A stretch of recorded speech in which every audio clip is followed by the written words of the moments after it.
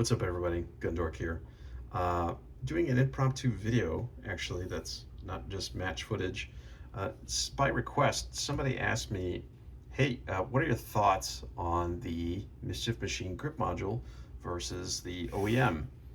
And before I start, I do want to note that this is just for informational and entertainment purposes only. I'm not selling anything. No money was exchanged. I did buy these myself, and yeah, that's it. So before I start, also, let me go ahead and unload show clear. That is clear. So, and this kind of goes with anything. The polymer guns, your transitions, if you shoot competitively, your transitions from one target to the next, they will be faster just because these are lighter than the metallic, heavier frame guns.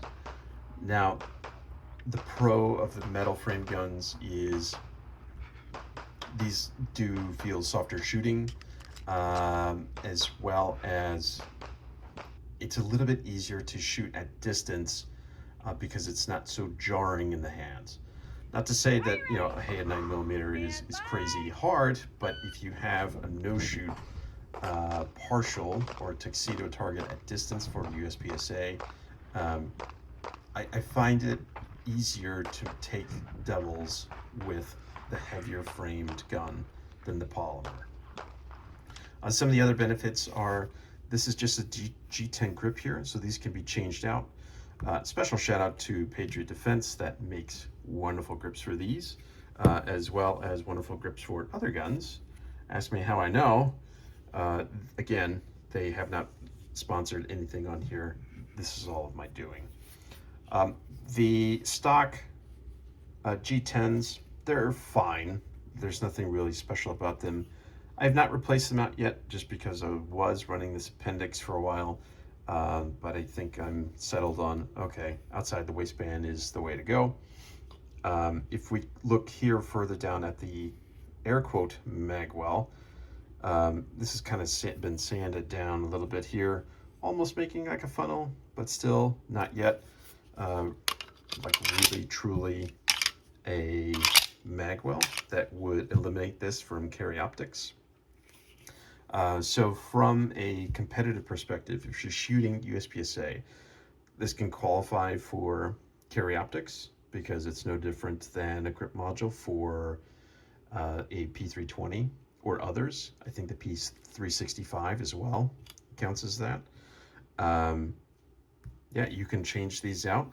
If you shoot IDPA, which shout out to Aaron for match director for Illinois State this coming weekend. This qualifies as a carry optics gun. It can only not qualify as a stock service pistol. I don't know if this would count as the production gun for USPSA because you cannot purchase this as an OEM product from the manufacturer itself. This is technically separate. So it is considered aftermarket. But that's my understanding. I know sometimes that can be open to interpretation. The IDPA one for sure, I cannot run this. Some of the in stock service pistol. Some of the other changes are the Tyrant CNC. It's truly a wonderful trigger here as well.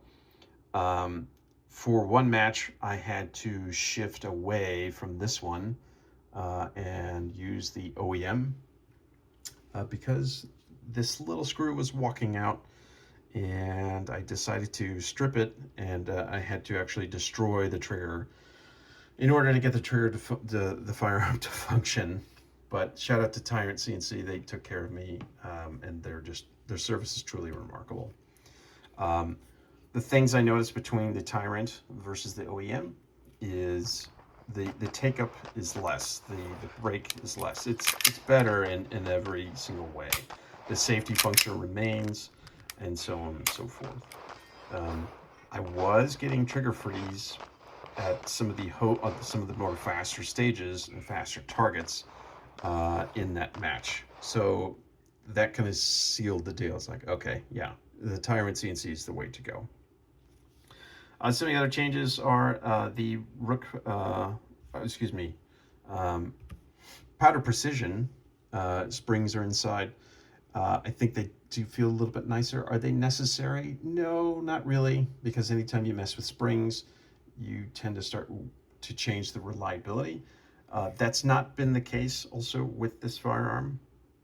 I'm well north of 5,000 rounds by now. Again, having a young family in that, so some of these competitions, I don't get to shoot as much, but still, yet dry fire is part of the routine, um, and just thousands and thousands and thousands of trigger pulls and cycles, reloads, and so on and so forth. Again, why I do like the Echelon also is it's a direct mount to the slide. I'm not messing with any plates. Not that plates are bad. It's just one less thing to buy. Particularly in hard economies, it's one more thing, one more thing, one more thing. But whenever you're purchasing a firearm or any platform, your largest cost constraint or your cost will be just ammo, bar none. Whether you just go to the range for plinking, whether you go to the matches, your ammo count will be higher in many instances than some of your just local matches themselves. So buy in bulk whenever you can and try to save a couple bucks. But anyway, that's all I have really for the Echelon tonight. If you got any questions, comments, concerns, let me know. I'll try to help answer them as best I can. Thanks.